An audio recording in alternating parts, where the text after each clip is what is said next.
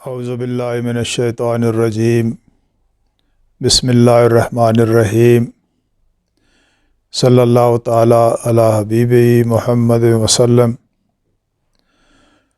معزز خواتین و حضرات، قرآن فہمی کے سلسلہ سوالات و جوابات میں آج ایک نئے ایپیسوڈ کے ساتھ ہم آپ کے سامنے حاضر۔ آج کا موضوع طلب اور عطا۔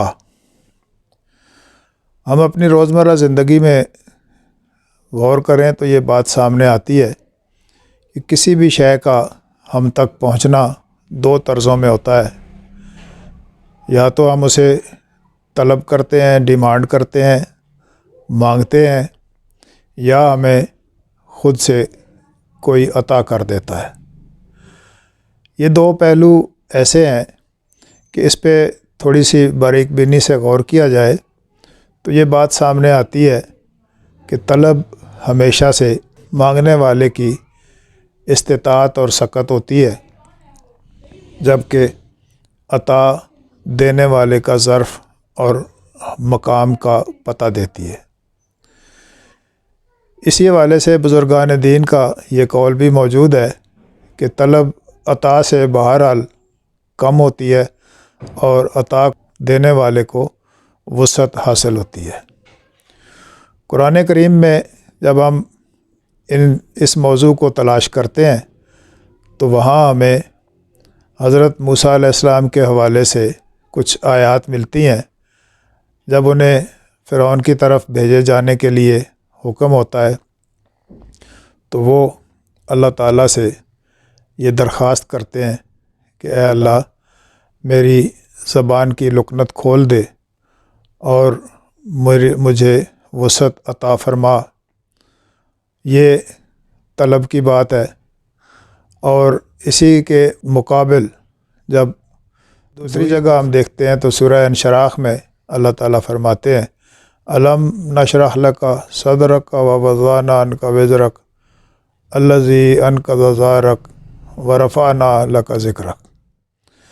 طلب کی صورت میں جو موسیٰ علیہ السلام کو عطا کیا گیا، جو مہربانی کی گئی، اس کا لیول اور اس کا جو انجام ہوا، فرعون نے بات نہیں مانی۔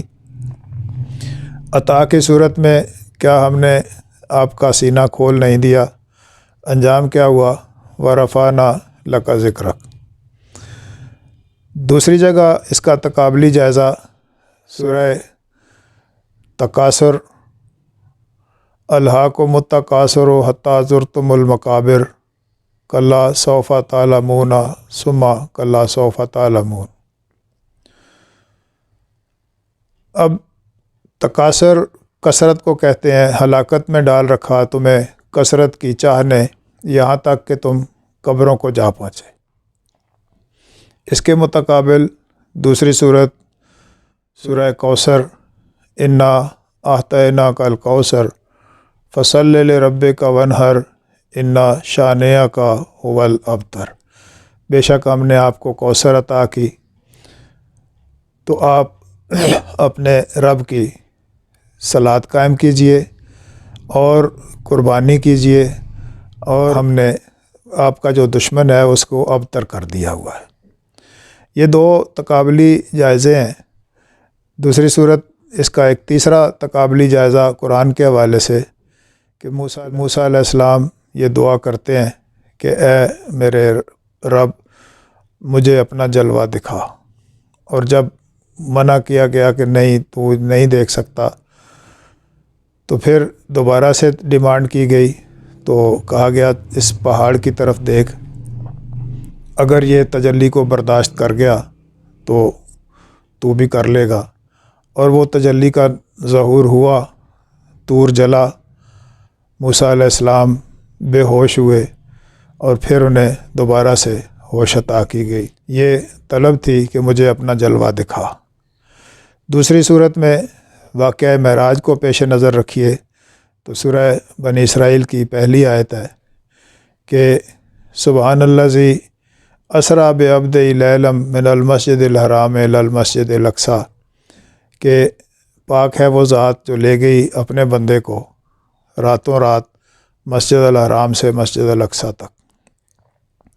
دونوں صورتوں میں جو واضح بات ہے وہ یہ ہے کہ طلب کی گئی تجلی پر طور جلا، جبکہ عطا کیے گئے معراج کے سفر میں کسی کو کانوں کان خبر نہیں ہوئی اور پروسیس مکمل بھی ہو گیا۔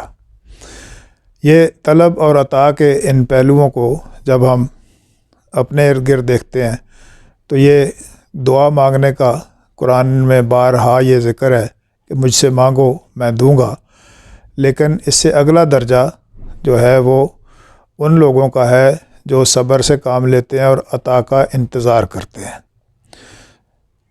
اختتامی طور پر میں اسی موضوع کے اختتام کے لیے سورہ البقرہ کی آیت نمبر 103 کوٹ کروں گا۔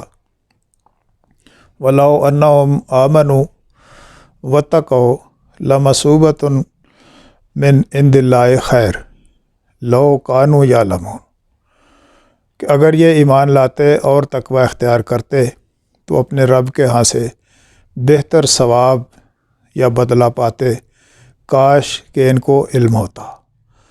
یہ آیت بتاتی ہے کہ لو کانوا یعلمون، کہ کاش ان کو علم ہوتا تو یہ صبر کرتے، ایمان لاتے، تقوی اختیار کرتے تو رب کی طرف سے وہ صلہ پاتے جو ان کے مانگے سے زیادہ ملتا۔